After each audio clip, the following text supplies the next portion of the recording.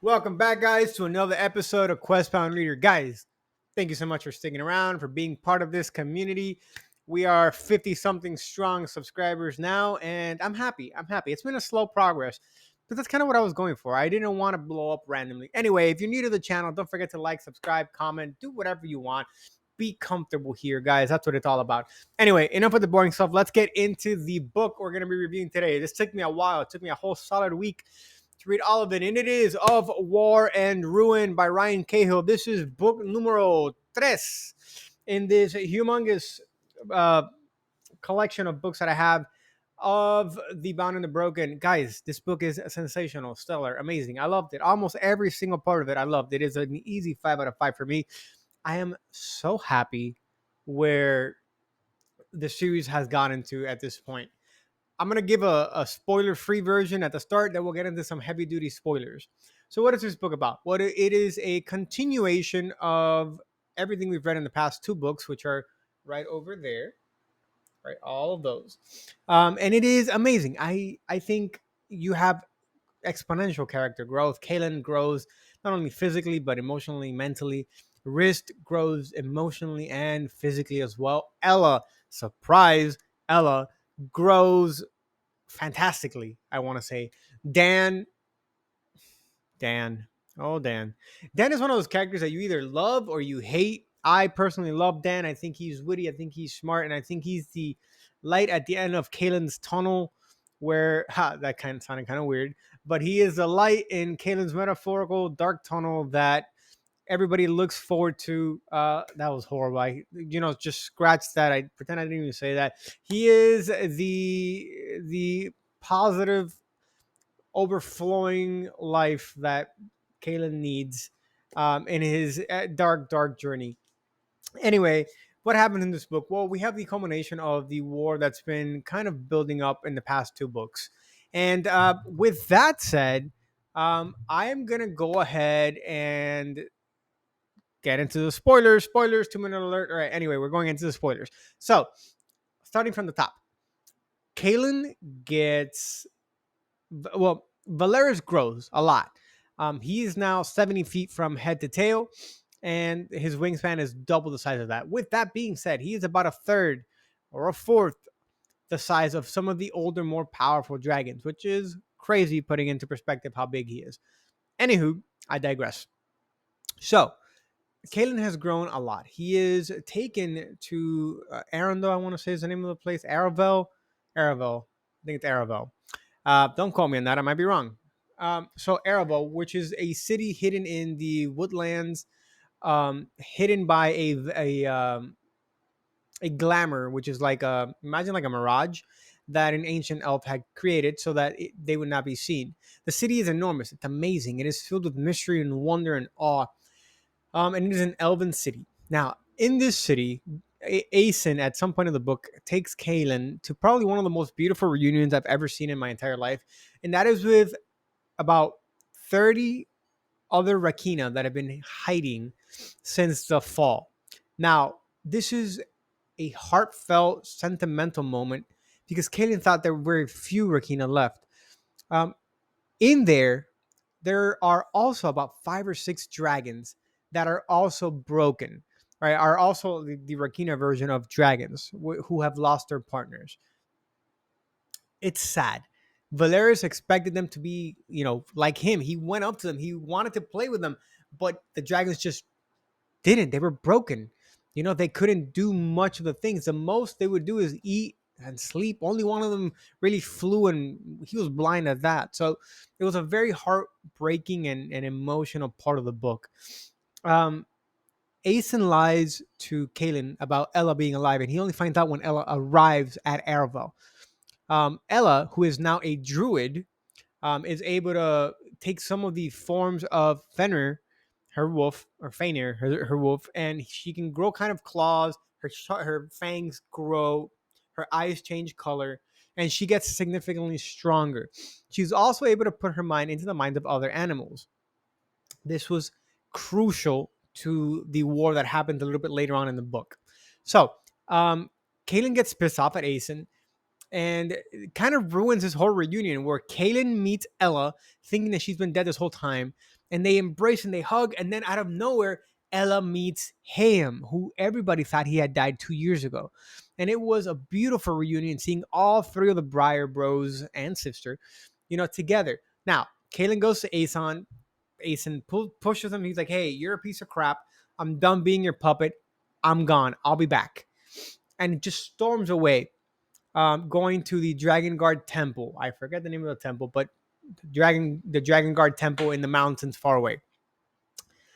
He's in search for answers, and in that moment, Hayam Arden, right, goes up to Aeson, grabs him, picks him up like he's a baby, drags him to the edge of a cliff, and he's like, "If you ever try to manipulate my brother again, I will use my soul blade and tear your soul from this world." And this is horrible for Aeson because all he wants is to die and be with his dragon. But if this happens, then he will never get that chance. So he sees it, he acknowledges that he was wrong, and he agrees never to do this again. Or he claims that he understands that he shouldn't do this again. Moving on, Kalen gets to the Dragon Guard Temple. In the temple, he meets Tivar.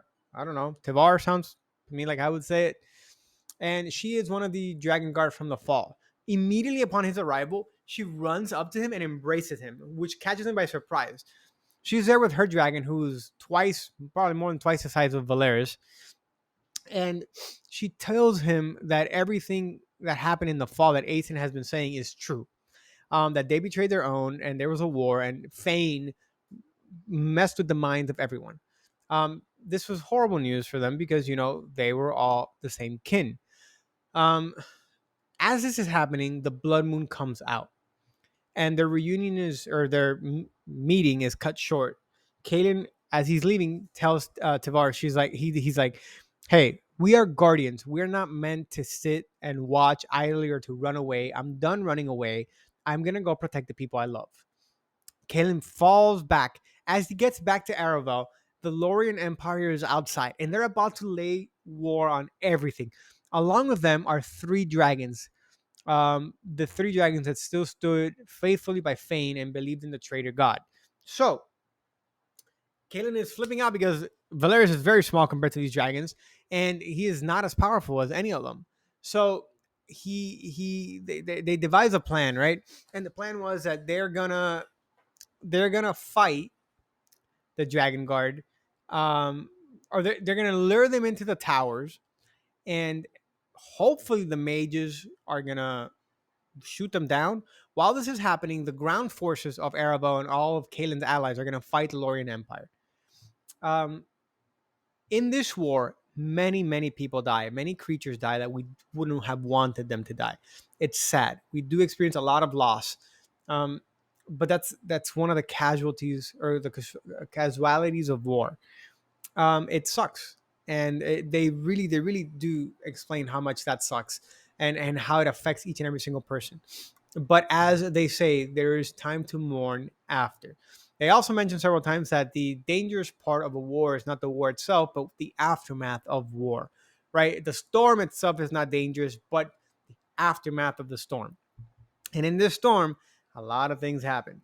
So, Kalen is put in a place where he has to call on Valeris. Valeris goes to protect him. He's fighting, and there's a fade, and Valeris is needed. So Valeris goes, picks up Kaden. Kaden kills the fade, along with everyone else, and the Dragon Guard get there. He starts luring them away, but they're fast and they're strong, and they start messing Valeris up. Valeris is overcome with grief and rage, so he fights like a champion. This dragon has balls. All right. So in this war, it's a 3v1. Kanan has no odds of winning this. He lures him towards the walls in hopes that the mages can kill the dragons. They don't. They fail miserably. In the middle of all this, Kaylin hears a fourth dragon roaring in the skies, and it is Tivar with her dragon, and she helps Kaylin fight the other three. Now, it's a 2v3, and Tivar's dragon is not the biggest. So, Tivar falls. She manages to hurt one of the dragons really bad to the point where that dragon has to escape. But she dies along with her dragon. It was sad because she was one of the only receptive dragon guard that had, you know, hated the fact that they had hurt their kin centuries ago.